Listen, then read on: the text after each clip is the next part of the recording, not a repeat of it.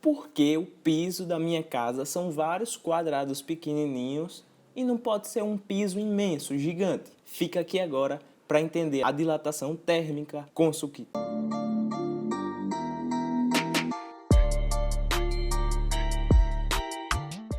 E é isso aí, tem muita coisa do nosso cotidiano relacionada diretamente com a dilatação térmica. Mas antes, bora tentar entender na teoria o que é isso, beleza? A dilatação térmica ocorre com praticamente todos os sólidos. Acontece nos líquidos? Acontece também. Mas aqui a gente vai estudar a dilatação térmica dos sólidos. Então, peguei uma barrinha de ferro aqui e eu não quero considerar a área dela, volume. Quero considerar inicialmente como se fosse uma barra linear. A gente só considera o comprimento inicial dela aqui. Veja, se eu pegar e der um zoom aqui, eu vou lá na estrutura dela e eu sei que tem vários átomozinhos, várias moléculazinhas, e eles estão conectados uma a outra, é como se estivessem conectados com umas molinhas. É como se as ligações entre eles, entre esses caras, fossem umas molinhas. E aí o que acontece? A temperatura é o grau de agitação das moléculas. Então, quanto maior a temperatura, quanto mais calor forneço àquele corpo, a temperatura aumenta, ou seja, o grau de agitação das moléculas aumenta. E se você tem mais moléculas agitadas, a tendência é que elas queiram se espalhar, sair, ficar uma longe da outra. Então, quando a gente aumenta a temperatura de um corpo, a tendência é que ele expanda. A tendência é que o seu comprimento aumente. Então, vem ver. A dilatação é justamente isso. É o fato de que, quando eu aumento a temperatura de um corpo, o seu tamanho também aumenta. E isso daqui ocorre para a maioria das substâncias. E é a maioria esmagadora mesmo. Eu já vi falar que a água tem uma particularidade. Calma, a gente está falando aqui dos sólidos. Então, bora lá. Quando a gente aumenta a temperatura, a gente nota um aumento do tamanho de uma barra. Quando a gente diminui a temperatura, então, a gente nota uma diminuição do tamanho. Ok? Beleza, você disse que isso acontece para uma barra como se fosse uma canetinha dessa. Eu aqueço e ele aumenta. Eu pego um fio de cobre, eu aqueço ele tinha aqui 10 centímetros e agora ele tem 10 centímetros e meio.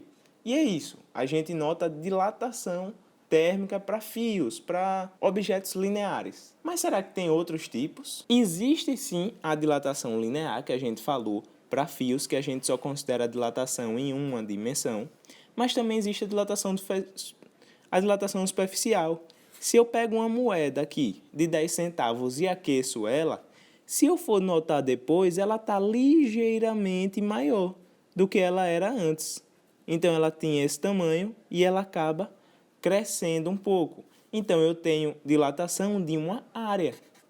Então, a dilatação superficial é a dilatação de áreas, enquanto se eu pegar um cubinho aqui, aquecer, logo depois eu vou notar que ele aumentou um pouco de tamanho.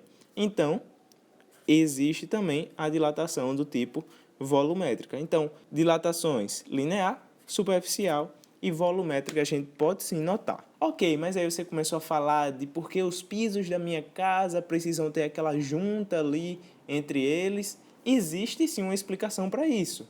Então, bora ver essa explicaçãozinha aqui. E não só nos pisos, existem outros lugares que a gente encontra isso.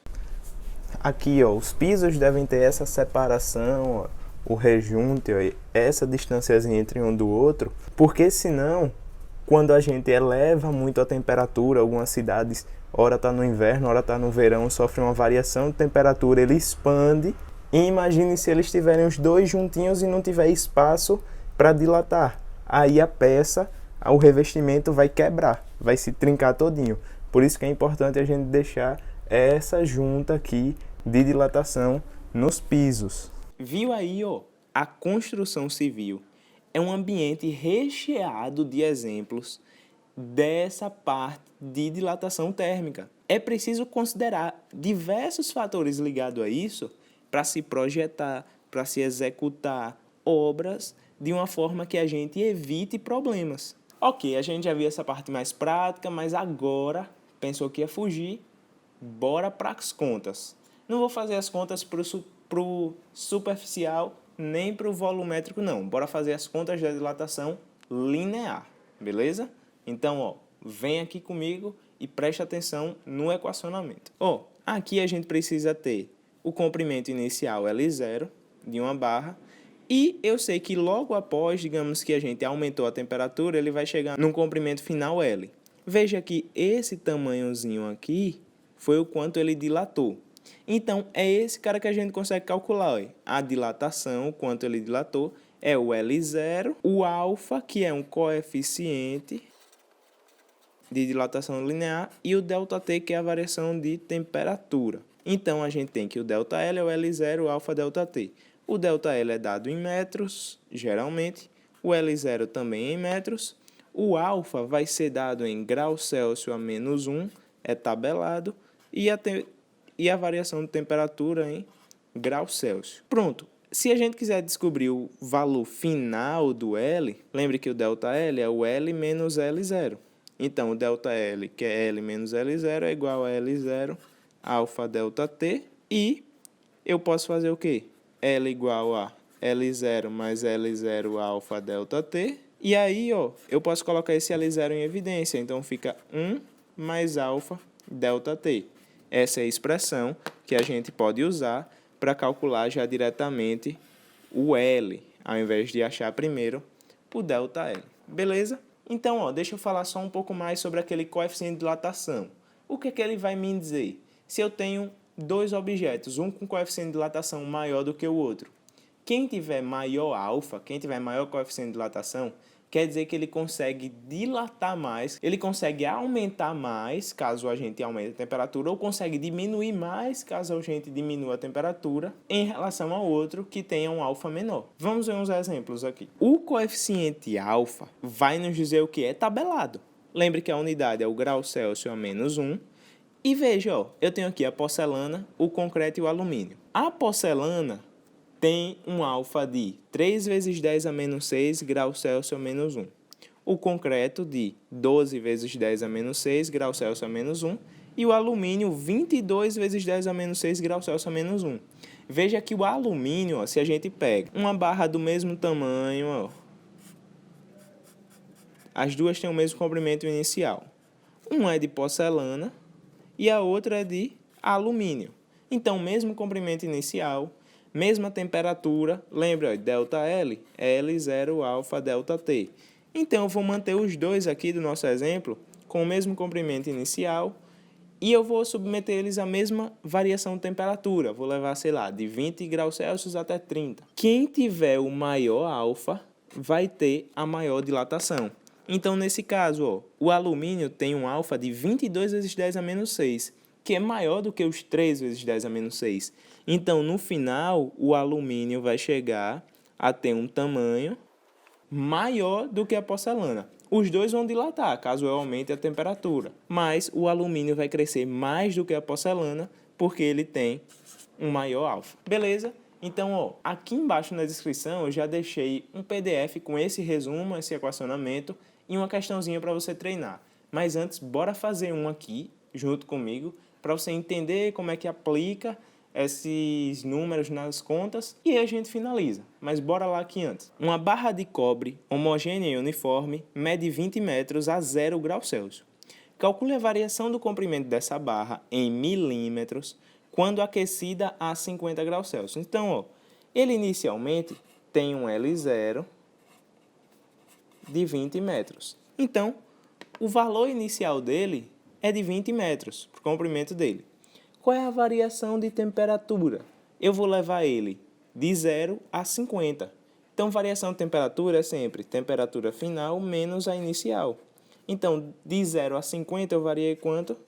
50 graus Celsius. O coeficiente de dilatação linear, ele já me disse que é 1,6 vezes 10 a menos 5 graus Celsius a menos 1. E ele está querendo quem? A variação do comprimento. Então, a variação do comprimento é o ΔL. Então, qual equação a gente vai usar aqui? ΔL igual a L0, alfa ΔT. Então, bora lá. O ΔL é quem?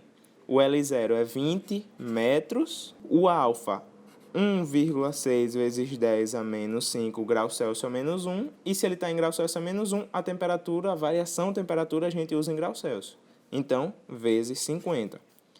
Esse ΔL vai dar quanto? Ó? 20 vezes 50 vai dar 1.000. E aí vai ficar 1,6 vezes 10 a menos 5 vezes 1.000, que é os 20 vezes 50. Então, esse ΔL vai ficar 1,6. Se eu pegar esses 3 zeros aqui do 1.000, que é 10 a 3, e multiplicar por 10 a menos 5, vai sobrar 10 elevado a menos 2.